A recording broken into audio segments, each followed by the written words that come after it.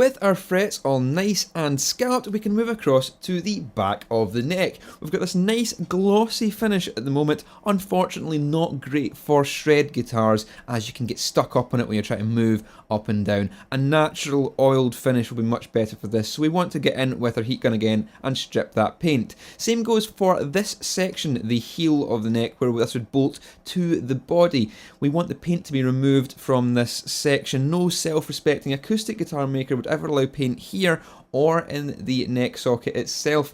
This is going to prevent good wood-to-wood contact and vibration coupling throughout the guitar, so it's really going to limit the tone if we keep the paint here. That has to be removed. In here we can see that there's paint in the socket, but also it's been very amateurly chiselled out. You can see the sort of mess there. We want to get that nice to a flat, level surface, get a good wood-to-wood contact again, so we're going to go in here with a router and level that out, take out some of this unnecessary paint, so we've got a nice flat surface and we can make a good connection and have good vibration transfer through the body and neck. I've drawn here in gold pen an area I'd like to reduce in height. At the moment this area at the back of the neck is a bit too thick to be comfortable to play up your widdly notes when you're shredding. So I want to get down there, reduce that in height and make it a bit more comfortable to play. So let's start with the heat gun and the chisel and get some of this paint off this section where we're going to bolt it to the body. It should come off nice and easy, as we've seen before in my other videos where I've removed finishes. So heat gun, chisel, and you're there. Look how easily that's coming off. Brilliant stuff.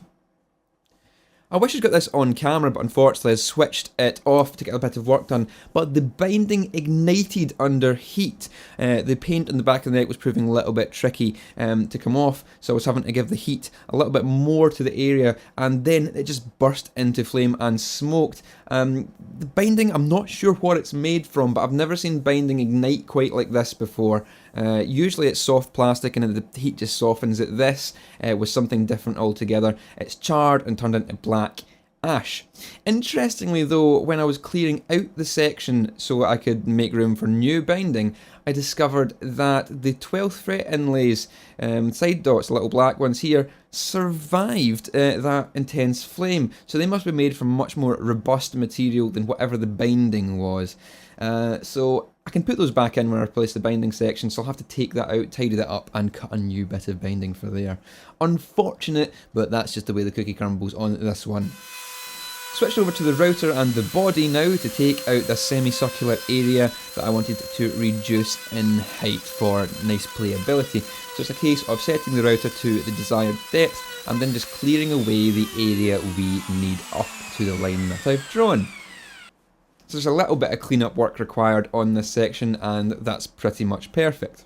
I've changed over my router bit now to a domed bit, as you can see, and that will have the benefit of drilling in sort of a half pipe shape. Yes, I'm an old skateboarder. Half pipe shape to that hard edge, so we can blend it and make it nice and flow into the body rather than having a hard edge like we do at the moment. It's a little bit of speed up the process here, just following the line round and making it nice and smooth, giving you that half pipe curve.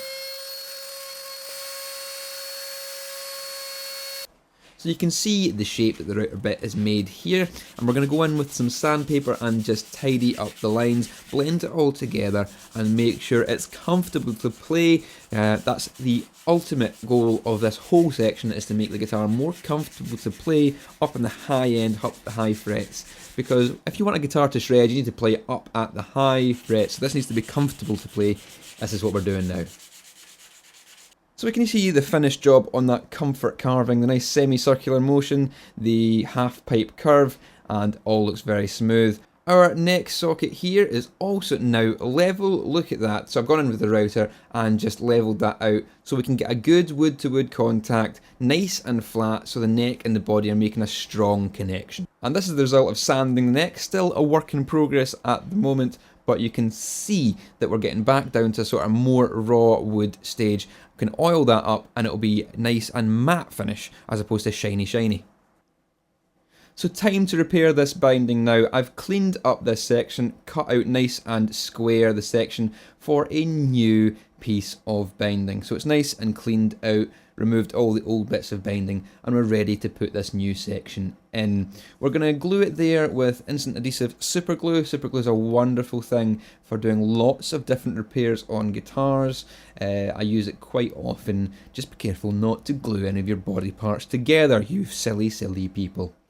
So as you can see, the binding at the moment is not the same colour as the original binding. Didn't have any white binding lying around, so I'm having to use cream. A more serious project, I would have matched the binding colours and taken great care over that. But for this little YouTube project, not really much need. So I'm just going to do this quickly with the cream binding, clamp it up, and once it's nice and dry, we can level it back down, as you've seen here, been levelled back down to the fretboard and having the curvature match the scalloped fret there. To complete this section of binding, I've installed the original side dots back in, so it was just a case of measuring the diameter of the side dots. They were about 3mm, finding a drill bit that matched that diameter, and then drilling the holes as level as I could, and putting those side dots back in. At this point, I'll use super glue to fill up any unevenness and little gaps between the binding, but that was just a quick binding repair, so you can see how to do it.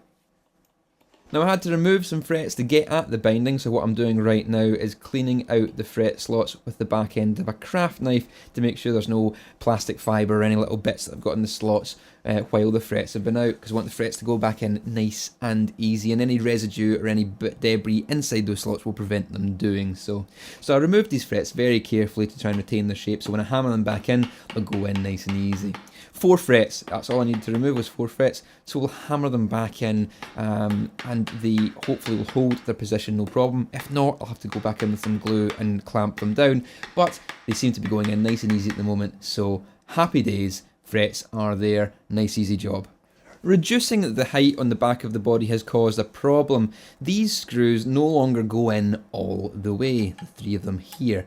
The screws are now too tall because I've removed some material, so to get around that, we're going to have to hacksaw off the ends of these screws. So I've measured how much needs to come off, and we're just going to take a little junior hacksaw and whip off the tops of each of the screws, as you can see there. Gives a nice flat end.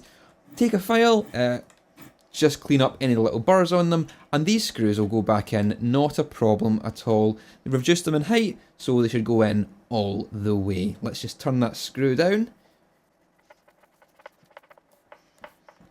And we get a nice snug fit on that screw. So it's a case of now taking all of the screws, doing the same thing, and we get a nice flush neck plate, which is fantastic for our guitar. That's all for now. Don't forget to subscribe, and I'll be back with more Will It Shred soon.